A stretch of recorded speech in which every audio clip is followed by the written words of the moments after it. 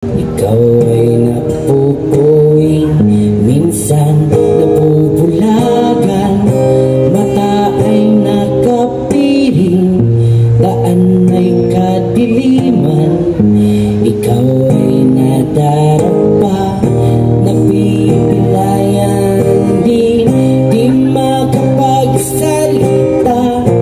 Anong ibig sabihin?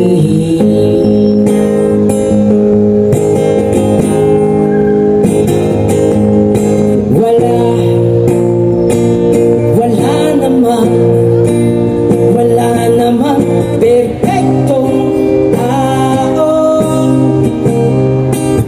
Ano ba ang epekto kung meron kang depekto?